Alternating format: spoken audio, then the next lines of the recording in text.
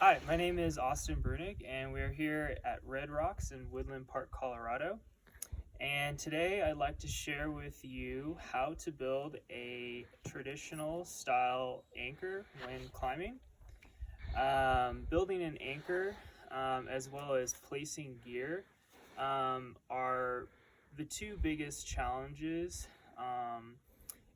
in traditional style climbing, and it's the two biggest obstacles for those that are trying to get into the sport.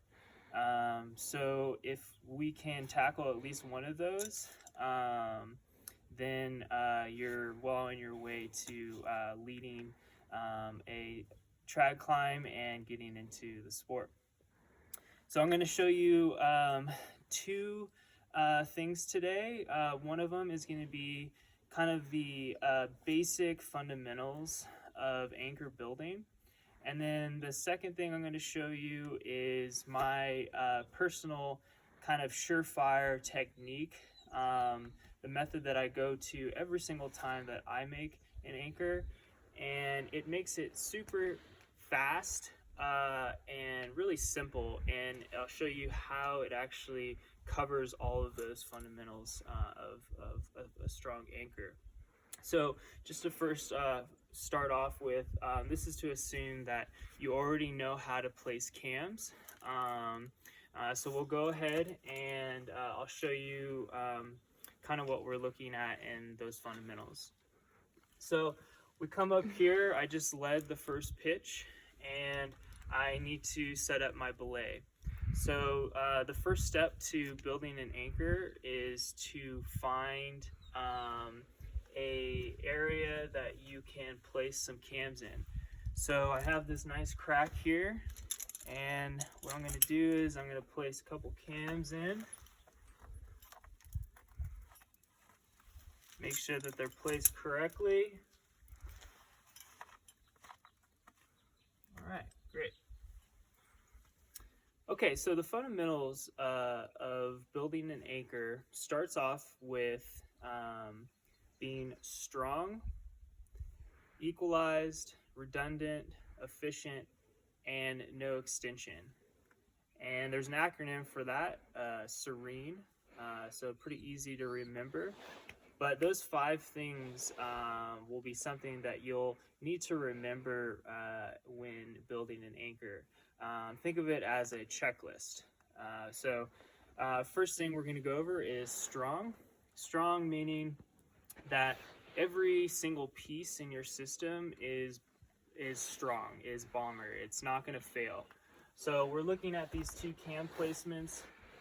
The one on the top is well placed, the rock quality is solid, as well as the second piece. So my 2 pieces are really strong.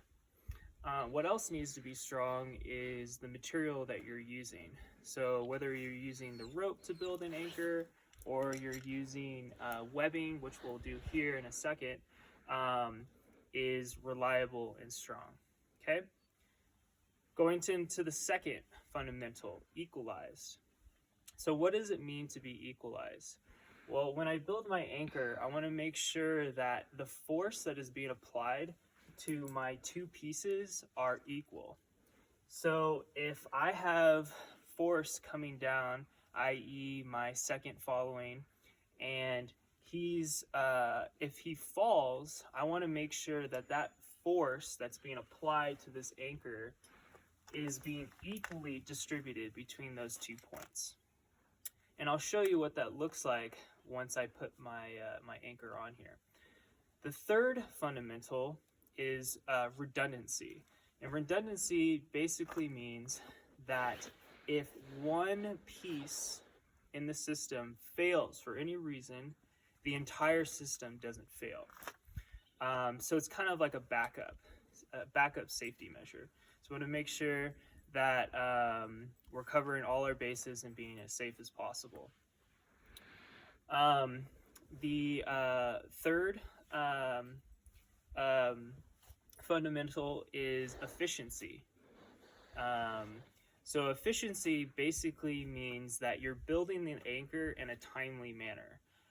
Efficiency is super important when you're getting into traditional multi-pitch climbing. As time is the essence. We want to make sure that we're climbing fast, we're building anchors quickly, but we're also not compromising any of the other fundamentals. So that's super important. The fourth and fifth letters in our Serene acronym are no extension.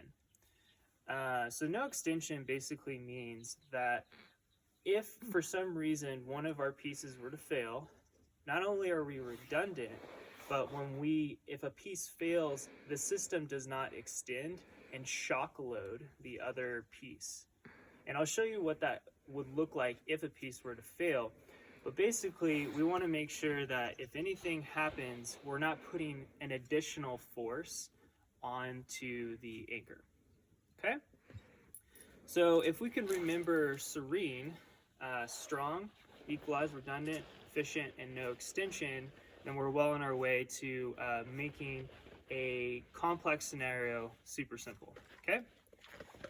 Now let's go into my sort of secret surefire method that I always go to no matter what, no matter where I am or what the rock looks like or however I'm building my anchor. I always go to it because I know that it works every single time. And this is really going to make the anchor building process way simple. Okay? And that is to introduce what's called a quadrilet or a quad anchor. And this is the one that I use. This is called Dyneema, and you can use whatever I'll show you here in a second. You can use it with other type of webbing. But basically, this is a 48-inch piece of webbing. It's looped. And what I've done here is I folded it, tied 2 knots, and now have what you see here, 2 loops on each side. And then in between, I have 4 strands, hence the quad name. So this is the one I use. It's already tied up, which is nice. I can tie it before I even get on a climb and then just clip it to my harness and it's ready to go. So what that would look like if I were to tie one, I'll show you what that looks like. Super easy. So here, I have some 7mm cordelette. This stuff is super cheap. You can find it at any climbing store or outdoor store. I have about 20 feet of this, and I've tied a double fisherman's knot here to create a big loop, right? So to tie the quad anchor, or to create the quad anchor, take my loop, I'm gonna fold it, okay? So I folded it in half. Now I'm gonna take one end of it, okay, and just tie either an overhand knot or a figure 8. Doesn't matter too much. Okay, so I have one knot there. Then I'm going to tie another one on the other end.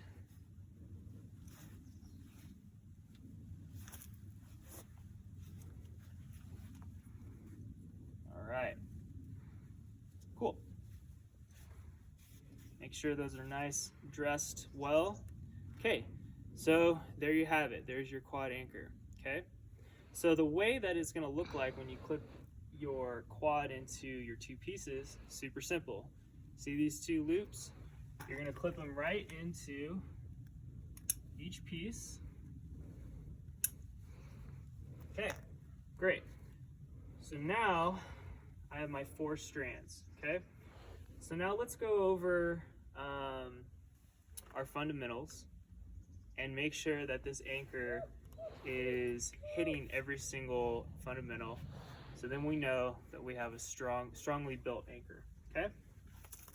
All right, so first off, strong. We assess our 2 pieces. Those are bomber, good. We're looking at our cordelette. There's no frays, there's no cuts, our knots look good. This material is super strong. Okay, so we've checked off strong. Now we're gonna go into equalized. And this is where the quad really shines, in my opinion. And so what it means to be equalized is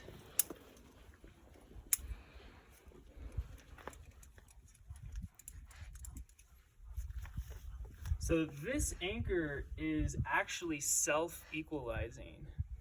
And what that means is that this force that I have right now, which I am tied to, and I'm pulling down on these two cams, I'm applying force. No matter which way I go, this could slide up, this could slide down. No matter where that is, it's equalizing those two cams.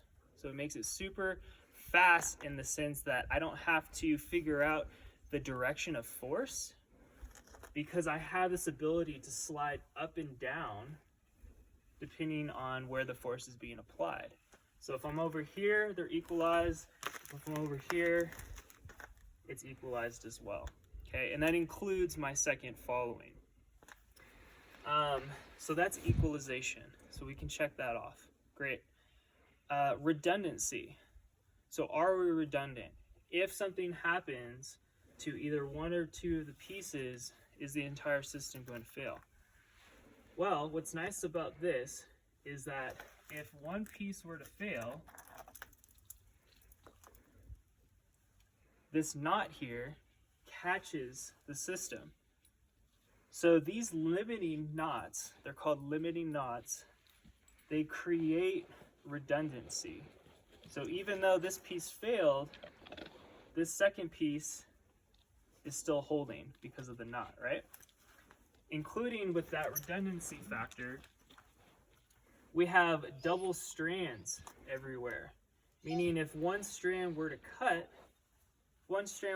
here, I wouldn't come off the anchor.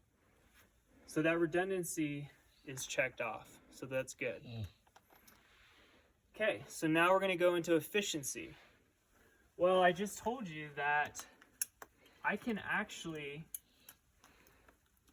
tie this before I even get on the climb. I can get this tied together just like this, no problem, and clip it to my harness.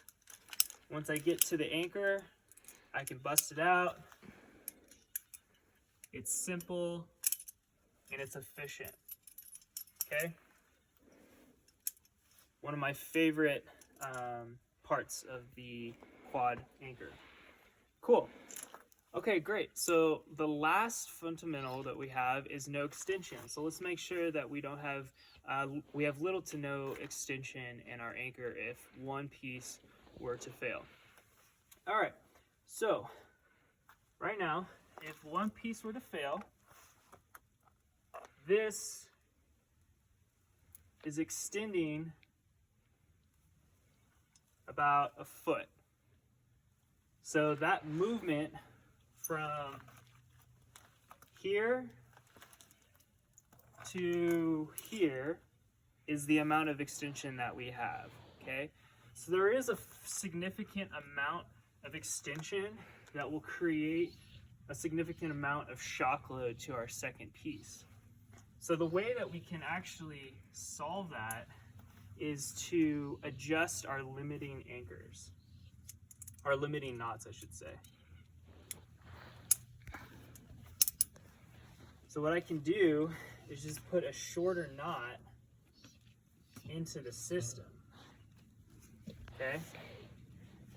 So when I go back to my quad,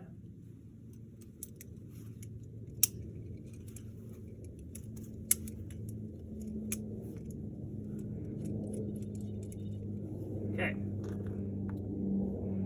So if one of my pieces were to fail, now that I have a knot that's lower in the system, I'm gonna have less extension. So I didn't move that much. I went from here to about there. So that's little to no extension. So that's what's nice about the quad anchor, is if you can actually adjust these knots to make sure that there's little movement in your system.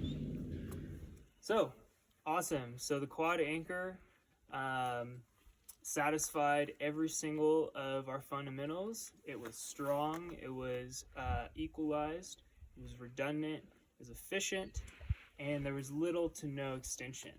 So great. This is why I love the quad anchor. It makes hitting those fundamentals super easy, and it's just fast. You can set it up with any type of placements. You can use it on bolts, you can use it on cans, it doesn't matter. As long as you have two solid good pieces, then you're going to have a strong anchor. So I hope that this demonstration has made building an anchor, which can be sort of daunting and complex, a lot easier. So I hope that you guys take this, get out there, build strong anchors, and have some fun. Cool, thank you.